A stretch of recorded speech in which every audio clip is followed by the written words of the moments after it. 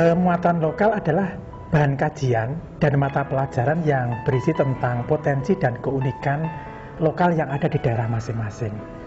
Di SMA Negeri 6 Yogyakarta ini, muatan lokal berupa bahan kajian dan mata pelajaran yang berupa potensi dan keunikan yang ada di daerah istimewa Yogyakarta. Sedangkan implementasi muatan lokal yang ada di SMA Negeri 6 Yogyakarta ini dilakukan melalui 3 cara. Yang pertama, berdiri sebagai mata pelajaran sendiri.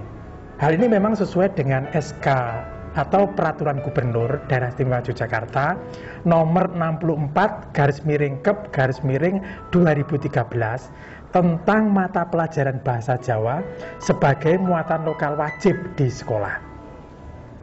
Dinas Pendidikan Pemuda dan Olahraga Daerah Istimewa Yogyakarta telah menyediakan dokumen KD, silabus dan buku teks mata pelajaran bahasa Jawa. Alokasi waktu yang dibutuhkan untuk mata pelajaran ini adalah 2 jam per minggu. Yang kedua, muatan lokal terintegrasi pada mata pelajaran kelompok B. Ada 3 mata pelajaran di situ. Yang pertama adalah mata pelajaran prakarya dan kewirausahaan, khususnya adalah aspek pengolahan dan aspek rekayasa. Yang kedua, melalui mata pelajaran pendidikan jasmani, olahraga, dan kesehatan. Sedangkan yang ketiga, melalui mata pelajaran seni budaya. Yang ketiga, implementasi muatan lokal itu berupa bahan kajian muatan lokal yang terintegrasi pada mata pelajaran yang relevan. Semua guru yang ada di SMA Negeri 6 Yogyakarta mengintegrasikan bahan kajian tersebut disesuaikan dengan KD-nya masing-masing. Contoh, mata pelajaran yang mengintegrasikan muatan lokal ini adalah mata pelajaran kimia, mata pelajaran biologi, mata pelajaran bahasa Inggris, dan lain sebagainya. Tujuan pengembangan muatan lokal adalah mengembangkan kompetensi peserta didik, baik sikap, pengetahuan maupun keterampilan terhadap keunggulan dan keunikan lokal yang ada di daerah istimewa Yogyakarta. Sehingga peserta didik dapat mengenal dan mencintai lingkungan alam, sosial, budaya, dan spiritual yang ada di daerah istimewa Yogyakarta. Diharapkan juga peserta didik mampu melestarikan dan mengembangkan keunggulan dan kearifan daerah istimewa Yogyakarta yang berguna bagi dirinya, lingkungannya, dalam rangka menunjang pembangunan nasional.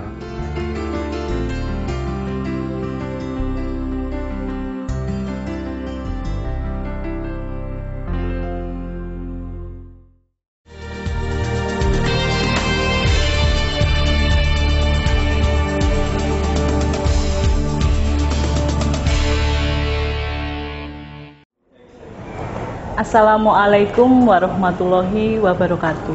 Waalaikumsalam warahmatullahi wabarakatuh. Sugeng enjing. Sugeng.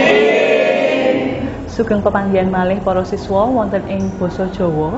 Ing dinten menika badhe mbabar babagan aksara Jawa ingkang nggadhahi ancas utawi tujuan mangke siswa saged maos saha nyerat aksara Jawa lan mangke badhe kababar tata cara panyeratan aksara Jawa saha paugeraning aksara Jawa. Sabibaring kala wau sampun mangertos tata cara panyeratan. Lah sakmenika para siswa kedah nyerat rumiyin nyerat aksara Jawa ceratanipun Hamemayu Hayuning Bawana. Sumangga monggo kaserat para siswa. Kula ambali Hamemayu Hayuning Bawana. Piwulangan aksara Jawa menika nedahaken saking cariyos menapa para siswa? Sinten ingkang saged ngandharaken babagan cariyos Adisaka menika? Cobi. Kula Bu. Monggo. Cariyos Adisaka inggih menika cariyos reriptaning Sultan Agung ingkang gadhahi pangemut-emut dhateng putusanipun ingkang inggih menika Dara lan Sembada.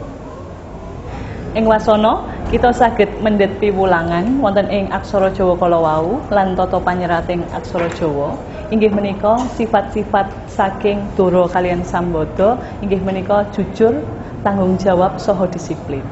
Sakmangke para siswa ugi saged anulodo sifat-sifat menika lan mugi-mugi nggadahi sifat ingkang jujur, disiplin lan tanggung jawab. Ngaten menika para siswa, cekap semanten, matur nuwun. Assalamualaikum warahmatullahi wabarakatuh. Waalaikumsalam warahmatullahi wabarakatuh.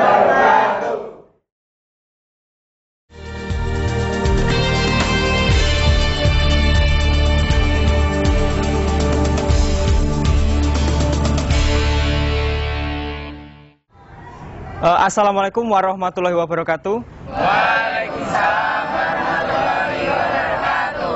Selamat pagi, salam sejahtera untuk kita semua. Salam olahraga. Jaya. Oke, makasih. Pertemuan pagi ini kita akan membahas dan mempraktikkan salah satu permainan olahraga bola kecil.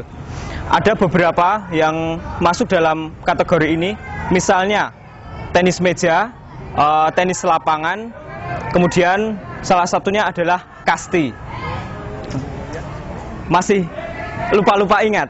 Oke, seperti itu. Kenapa aku ambil kasti? Karena menurut saya, kasti itu adalah permainan tradisional Yogyakarta yang dulu sangat populer dan sangat disenangi oleh anak-anak kecil pada waktu itu. Tapi sekarang mungkin kita udah lupa, atau bahkan malah nggak tahu apa itu kasti. Nah, seperti itu. Aspek yang akan kita dapatkan dari permainan ini, yang pertama nanti kita dapat memahami dan mempraktikkan aturan permainan kasti. Kemudian teknik dasar yang digunakan dalam permainan kasti. Misalnya, pada saat kita memukul, bagaimana cara agar kita mendapatkan power yang maksimal tapi tetap akurat bolanya.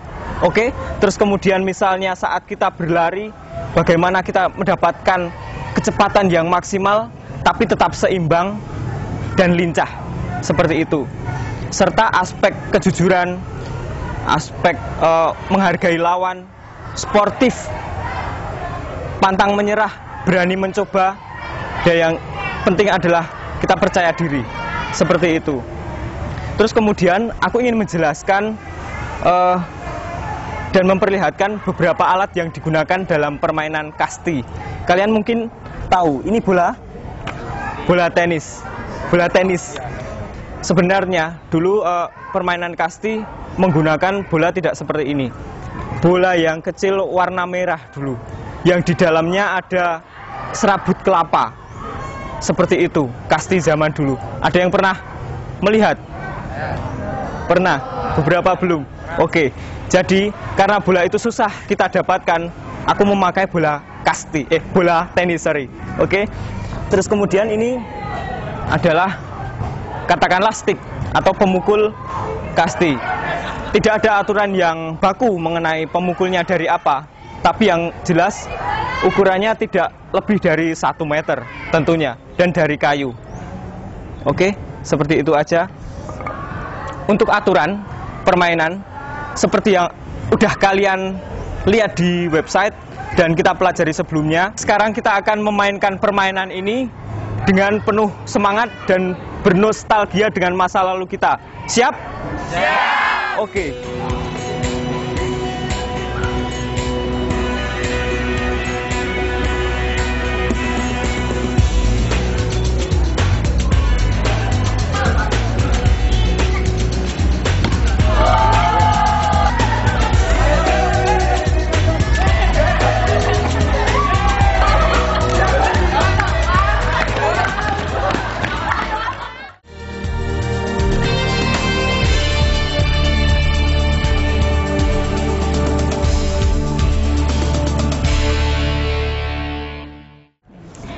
Assalamualaikum warahmatullahi wabarakatuh.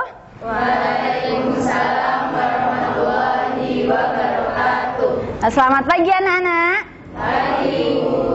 Nah, pada pagi hari ini kita akan memasuki pelajaran prakarya dan kewirausahaan. Nah, pada mata pelajaran kali ini kita akan membahas tentang bagaimana kita berwirausaha dengan makanan khas kota Jogja. Nah, ada yang tahu makanan khas kota Jogja itu? Ya, apa? Bakpia, Bu. Nah, bakpia, benar sekali ya. Nah, bakpia itu merupakan merupakan makanan khas kota Jogja, di mana setiap orang yang datang ke Jogja belum afdol rasanya ketika belum membawa oleh-oleh yang namanya bakpia. Ada yang tahu bahan-bahan untuk membuat bakpia itu apa saja? Ayo angkat tangan. Iya, apa? Tepung. Tepung. Oke, selanjutnya ada lagi? Iya, apa? Hijau dan keju. Oke, ada lagi? Iya, apa? Tambah minyak. Oh iya, ditambah minyak ya. Nanti direndam dengan minyak. Oke, karena kalian sudah tahu tentang bahan-bahan pembuatan bakpia, besok minggu depan kita akan praktik membuat bakpia di ruang praktik KWU ya. Ya, Bu. Assalamualaikum warahmatullahi wabarakatuh. Waalaikumsalam warahmatullahi wabarakatuh. Nah, sesuai dengan materi yang sudah disampaikan minggu kemarin, hari ini kita akan praktek membuat bakpia yang merupakan makanan khas Jogja sesuai dengan jobdesk masing-masing. Nanti silakan dari kelompok 1 hingga kelompok 5 menjelaskan jobdesk kalian masing-masing ya. Ya, Bu. Kami dari kelompok 1 akan menjelaskan tentang cara pembuatan adonan bakpia. Ya, jadi dalam pembuatan adonan bakpia itu ada 2 adonan. Yang pertama adonan 1 dan yang kedua adonan 2. Di sini saya akan menjelaskan tentang pembuatan adonan 1. Jadi di adonan 1 itu bahan-bahannya ada tepung terigu, ada gula, ada air dan ada minyak. Nah, jadi di sini semua adonan itu dicampur.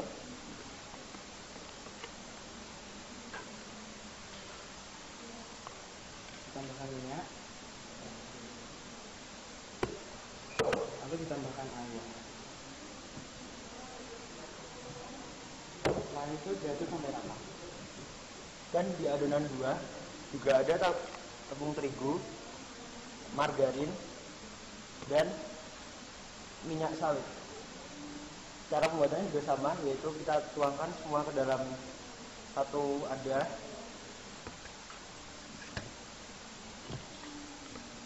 Kemudian diaduk sampai merata.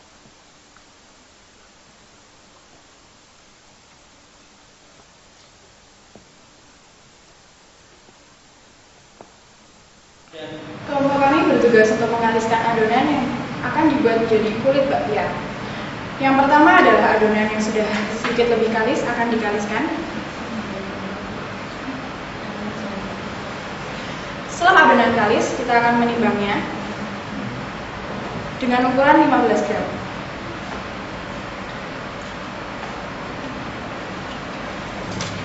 Setelah adonan sudah 15 gram, kita membuka sedikit lebih lebar untuk meletakkan adonan kedua.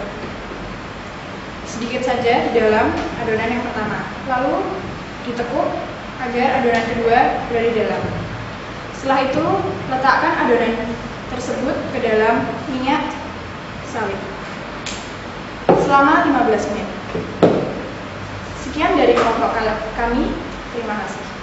Jadi, untuk kelompok kami membuat adonan yang telah direndam dalam minyak sawit selama 15 menit. Lalu kita tekan-tekan dan kita isi dengan bumbu kacang hijau. Setelah ditutup rapi, lalu kita tutup sehingga terbungkus seperti ini. Ini merupakan bumbu yang telah ditutup dari rapi. Sekian dari kami, terima kasih. Di sini kelompok kami bertugas untuk memanggang bakpia. Jadi, setelah bumbu dimasukkan dalam adonan kulit seperti ini, langkah selanjutnya adalah memanggang bakpia. Alat-alat yang dibutuhkan adalah kompor, wajan anti lengket, spatula, dan penjepit. Hal pertama yang harus dilakukan adalah panaskan wajan terlebih dahulu. Setelah itu, taruh bakpia di atas wajan seperti ini. Tunggu sampai warnanya menjadi coklat keemasan. Jadi sudah jadi seperti ini. Berwarna coklat keemasan seperti ini.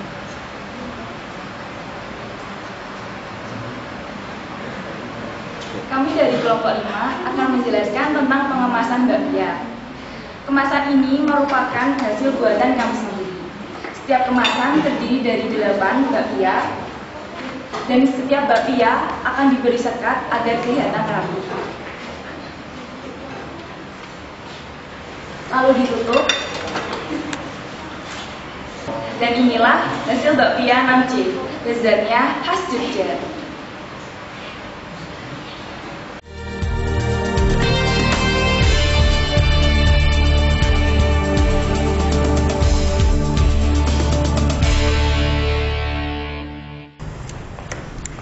Selamat pagi anak-anak. Pagi, Pak. Salam sejahtera untuk semua. Sehat semua? Sehat. Ya. Dalam pelajaran seni rupa yang telah lalu sudah kita pelajari tentang seni batik ya. Bahwa seni batik adalah karya seni rupa dua dimensi fungsional, di mana artinya adalah bahwa seni batik itu selain memiliki nilai estetika juga memiliki nilai fungsional ya. Salah satunya adalah baju ya. Dengan ragam hias batik, baju itu menjadi hias. Contohnya baju yang Pak Guru kenakan ini ya. Selain itu ragam hias batik juga bisa untuk memperindah buku, supaya buku itu tidak terlihat kosong, tidak menarik, jadi lebih menarik dengan ragam hias batik. Nah, selama ini apakah ada pertanyaan untuk penjelasan tentang batik yang sudah Pak Guru sampaikan? Saya, Pak. Ya, silahkan. Kenapa kita harus mempelajari tentang desain batik? Nah, pertanyaan yang bagus. Kenapa kita mempelajari desain batik ya? Batik adalah bagian dari tradisi budaya masyarakat kita ya, asli Indonesia. Dengan mempelajari desain seni batik ini, mudah-mudahan kita sejak dini mengenal batik itu menjadi kebanggaan kita ya. Ada pertanyaan yang lain? Saya, Pak. Ya. Selain diaplikasikan di baju, kira-kira seni batik itu bisa diaplikasikan di mana saja ya, Pak? Ya. Pertanyaan yang bagus juga. Diaplikasikan di mana sajakah seni batik itu ya? Salah satunya adalah di bidang seni desain ya. Salah satunya adalah seni desain kemasan produk makanan. Untuk tugas hari ini, kalian membuat desain kemasan produk makanan, di mana produk makanannya adalah bakpia 6C ya. Silahkan kalian buat jaring bangun untuk membuat kemasan luar produk makanan itu. Kemudian kalian juga membuat slot untuk isi bakpia itu ya. Nah, silahkan kalian buat di kertas kosong. Pak Guru bagikan satu-satu ya.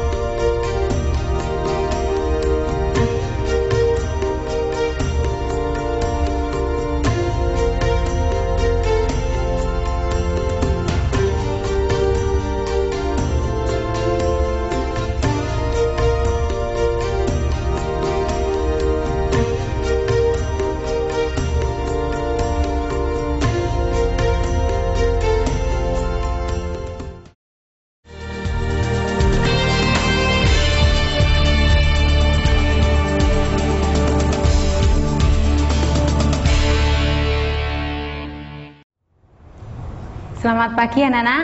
Pagi, Bu. Hari ini masuk semua?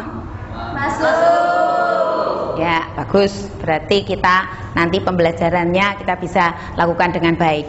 Hari ini kita akan mempelajari mengenai KD berikutnya, yaitu tentang keanekaragaman hayati. Nah, keanekaragaman hayati sering disebut dengan biodiversitas. Terutama nanti kita akan mempelajari biodiversitas atau keanekaragaman hayati yang ada di daerah istimewa Yogyakarta. Coba saya mau tanya, flora fauna khas dari kota-kota dan kabupaten di daerah istimewa Yogyakarta. Yo, siapa yang bisa jawab? Saya, Bu. Oh ya. Burung tekukur dari kota Jogja, Bu. Ya, betul. Pagi.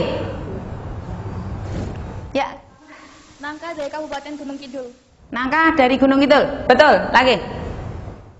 Kelapa gading dari Kota Yogyakarta. Ya, betul. Lebak madu dari Kabupaten Gunung Kidul.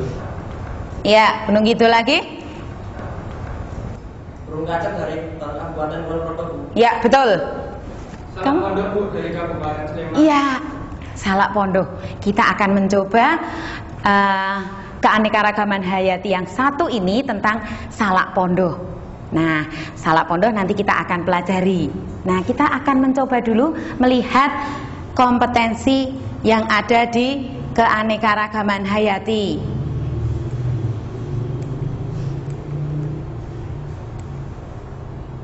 Ya, keanekaragaman hayati.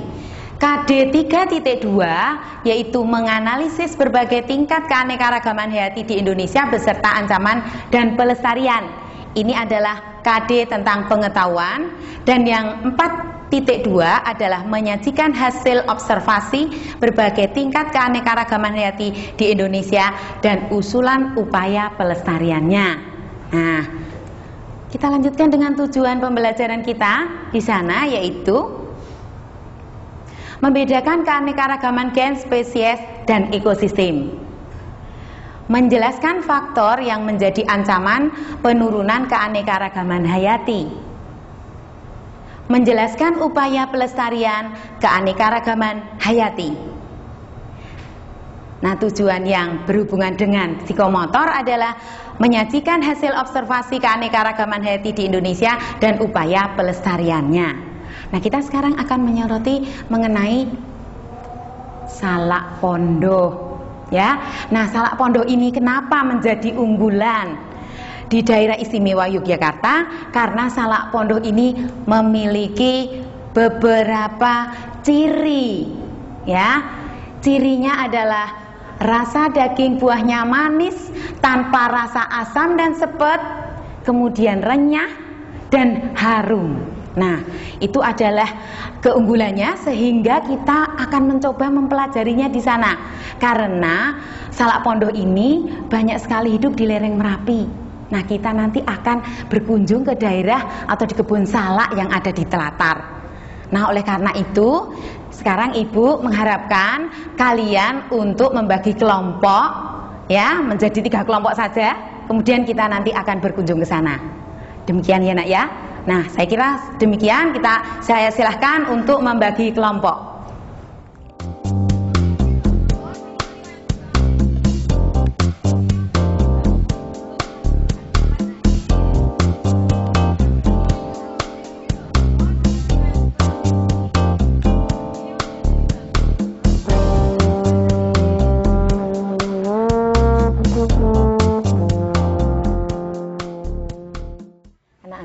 Kita sekarang sudah sampai di lokasi kebun salak Pondok yang ada di Telatar.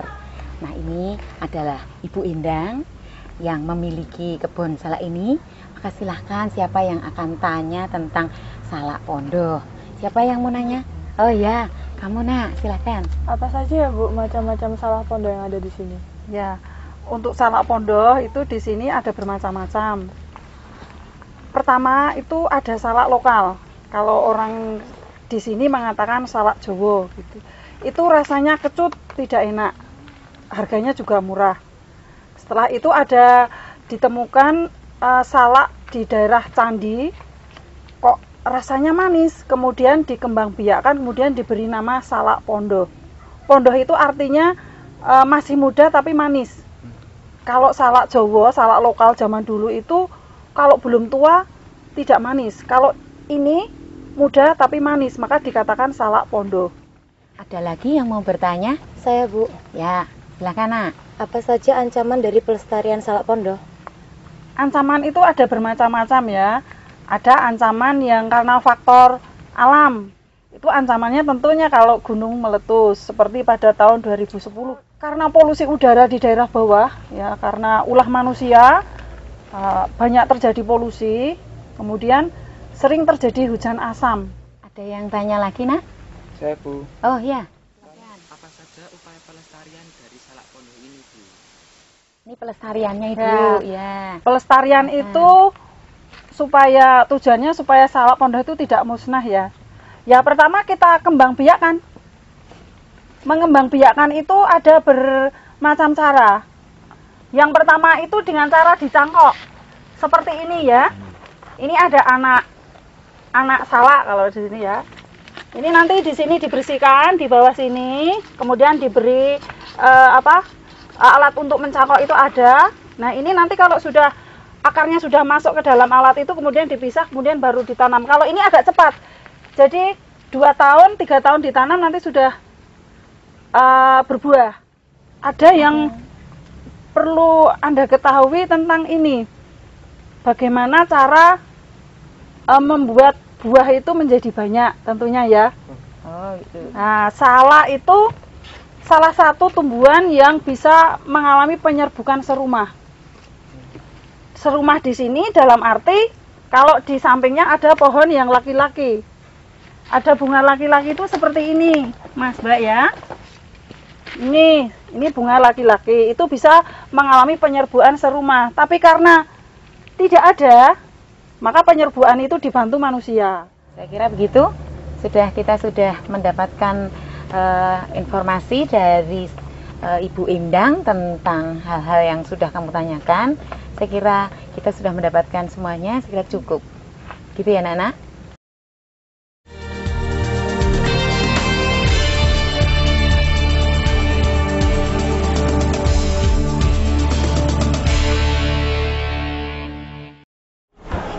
Selamat pagi anak-anak sekalian. Selamat pagi, Ibu.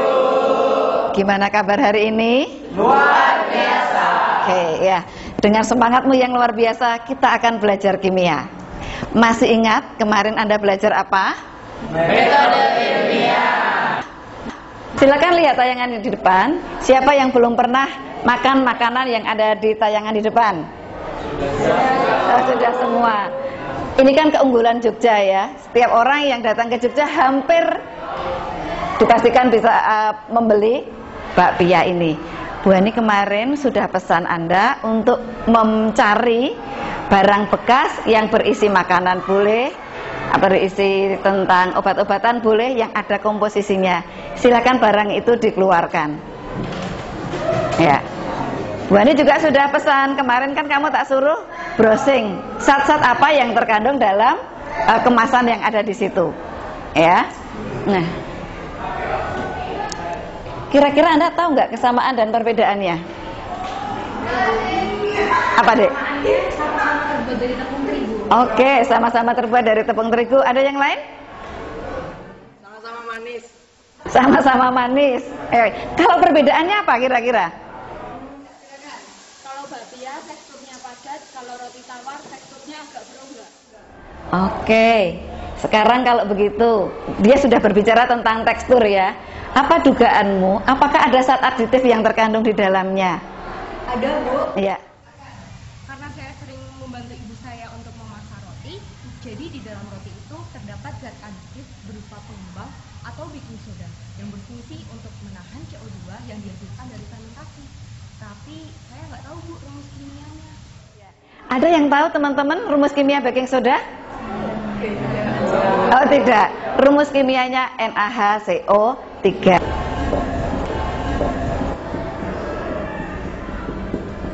Oke.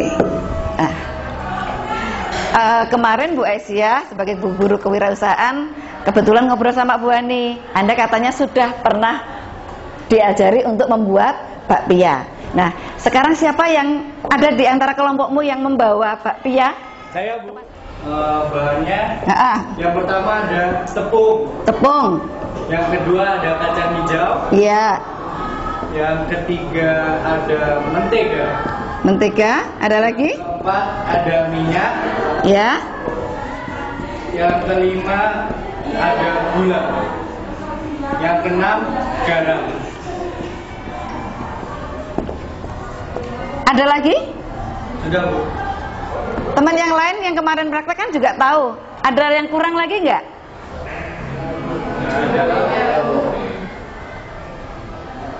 Oke. Sekarang Apa yang sudah kamu pelajari dari hasil browsingmu di rumah, silahkan dituliskan dalam tepung itu terdapat apa saja. Kamu yang dapat ini kan? Ya, Bu. Ya, tuliskan kandungan zat yang ada di dalamnya. Nanti kelompok yang lain juga akan menuliskan seperti itu.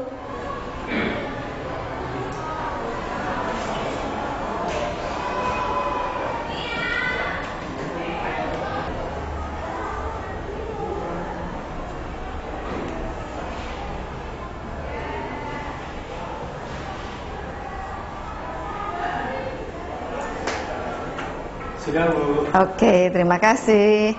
Teman-teman, ini tadi hasil diskusi kelompok dari kelompoknya Mas Severino. Ini adalah bahan untuk penyusun bakpia ya.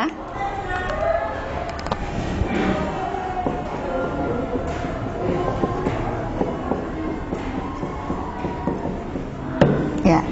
Anda perhatikan di sini ada unsur-unsur kimia. Siapa yang tahu kalau ini ada kalsium, lambangnya apa? Ca. Betul. Ya. Kemudian kalau air, rumus kimianya? H2O. Oke. Nah, ini kalau yang di sini mesti sudah nggak ada yang tanya ya, sudah pada hafal ya. Nah, sekarang giliran kelompok yang kedua. Silakan kelompok 2, tuliskan hasil kerjamu di depan.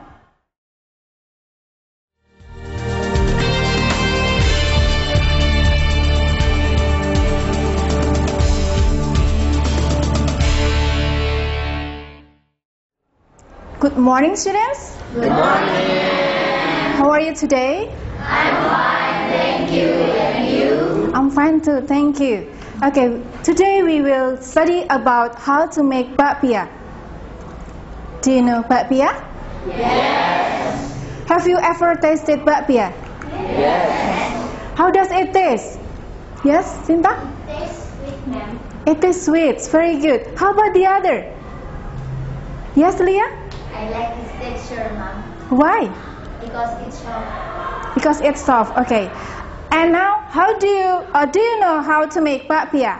No. So we will study about making bakpia. This is bakpia. You have got a reading text in front of you. Please take a look at it. Okay.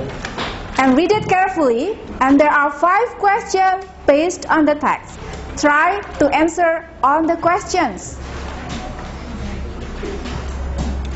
Finish doing? Yes. Let's try to discuss the answer. Number 1. Who wants to answer number 1? Raise your hand. Surya. Why do we need to soak the mung bean before processing it for the filling?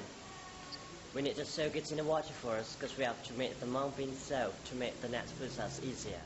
Okay. How about Surya's answer? Is it correct? Yes. Yeah, very good. Number 2. Who wants to answer number 2? Raise your hand. Yes? Sheila? Okay, the question is, when do you need to add cooking oil? When sugar, coconut, milk, pinch of salt, and pandan leaf are well combined in mash bean. How about Sheila's answer? Is it correct? Yes. Yeah, very good. Number 3. Who wants to answer number 3? Raise your hand. Yes, Aira. Okay, this is a question. How should you warm up the water for part 3-1? You should warm up the water until it boils, and maybe you can take it off from the heat and stir it with some sugar. Okay, do you have the same opinion with Aira? Yes. Yeah, very good. The next questions. Who wants to answer it? Sarki? So the question is, how much flour do you need all if you want to yield 75 pieces of bakpia? So the recipe is only for 25 pieces, so you need to multiply the flour needed by 3. So you will need 570 grams of all-purpose flour and 195 grams of bread flour. In total, that is 765 grams of flour. How about Sarki's answer? Is it correct? Yes. Yeah. So do you agree with it? Yes. Yeah, very good. The last questions. Who wants to answer it? Yes, Hannah. Okay, the question is, how should you put the dough in the baking tray? We should put the dough with the messy part downside in the baking tray. Very good. So now you have answered all the questions. And now you have studied about how to make bakpia. So you can try it at home to make it. Will you? Yes. Yeah. Very good. That's all for today, students, and see you next week. Thank you for your attention. Thank you, ma'am.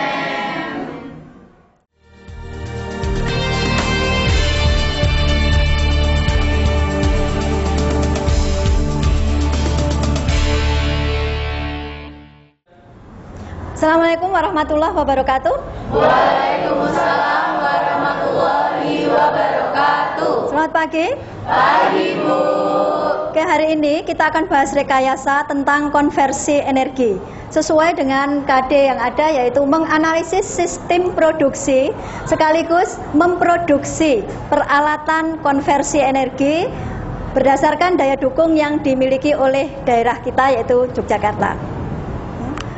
Ada dua hal yang perlu kita bahas sehubungan dengan kompetensi dasar tadi, yaitu yang pertama mencari alternatif konversi energi sederhana, dan yang kedua memanfaatkan daya dukung yang ada di Yogyakarta. Sebelumnya kita harus tahu dulu apa itu peralatan konversi energi. Ada yang tahu? Silakan. Peralatan yang dipakai untuk mengubah bentuk energi ke bentuk energi yang lain. Bagus. Berikutnya, apa contoh dari peralatan konversi energi yang ada sekarang ini? Silakan. Panel surya, Bu, untuk mengubah sinar matahari menjadi energi listrik. Bagus. Ada lagi yang lain? Kipas angin, Bu, untuk mengubah energi listrik menjadi energi gerak. Ya. Seperti kita lihat tadi yang sudah disebutkan oleh teman-temanmu, ini ada panel listrik, panel surya, ya, yang dipakai untuk mengubah energi matahari menjadi energi listrik. Kemudian ini kincir angin tadi mengubah energi angin menjadi energi listrik juga. Namun karena kedua alat ini cukup mahal di Indonesia, jadi tidak begitu cocok ya, belum siap untuk menjadikan sumber alternatif energi ini menjadi energi yang sehari-hari kita pakai. Dengan kata lain, harus ada usaha untuk mengatasi krisis energi saat ini. Nah, ini ada salah satu contoh yang akan Ibu tayangkan dari kakak kelasmu, yaitu ball F energi, yaitu bola penghasil listrik alternatif sederhana. Ya, skema alatnya seperti ini. Dibutuhkan sebuah bola basket. Sudah kenal ya bola basket? Ya. Yang dilengkapi dengan kabel, kemudian piranti utamanya ini piezoelektrik, ya, dan baterai dilengkapi juga dengan slot USB. Ya, cara kerjanya nanti bisa kita pelajari bersama, ya. Dari ini bola basket yang memantul berarti memiliki energi kinetik, ya, kemudian diubah menjadi energi listrik melalui piezoelektrik, ya, yang nantinya setelah dipakai untuk main berkali-kali gitu nanti akan tersimpan di dalam baterai. Dari itu bisa dipakai nanti untuk mengisi ulang baterai handphone yang kalian miliki. Dari tayangan Ibu tadi, contoh dari kakak kelasmu, Ibu berharap akan dapat menjadikan inspirasi bagi kalian untuk dapat membuat peralatan konversi energi yang didukung dengan daya dukung yang ada di Yogyakarta. Oke ya, silakan kalian berdiskusi sesuai dengan kelompok yang kemarin sudah kita buat, kita sepakati untuk memperoleh peralatan apa yang nanti akan kita buat, yang akan kalian buat per kelompok dengan menunjukkan daya dukung dari kota Yogyakarta yang bisa dipakai untuk mengembangkan peralatan konversi energi tersebut. Oke, silakan.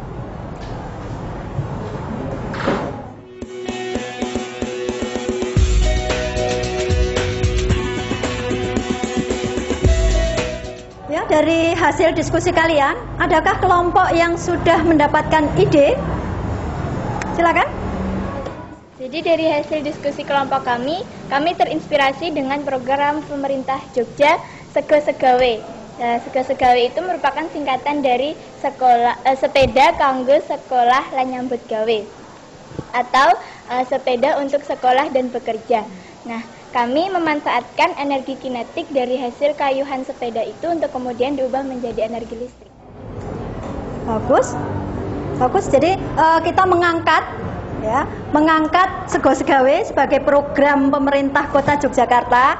Ya, di samping sepeda untuk bersekolah, untuk bekerja, juga dapat dimanfaatkan untuk memperoleh energi listrik, ya, dengan membuat peralatan konversi energi itu secara sederhana. Oke ya, jadi nanti setiap kelompok minggu depan proposal sudah terkumpul. Oke?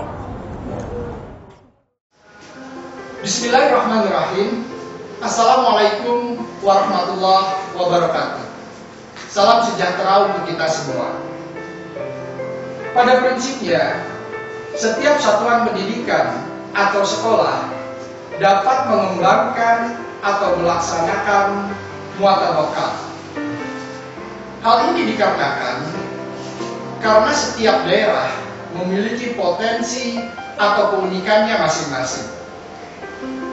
Potensi atau keunikan itu dapat diambil dari aspek geografis, sejarah, budaya, sumber daya alam, atau sumber daya manusia. Implementasi muatan lokal untuk menjadi mata pelajaran tersendiri memang tidak mudah.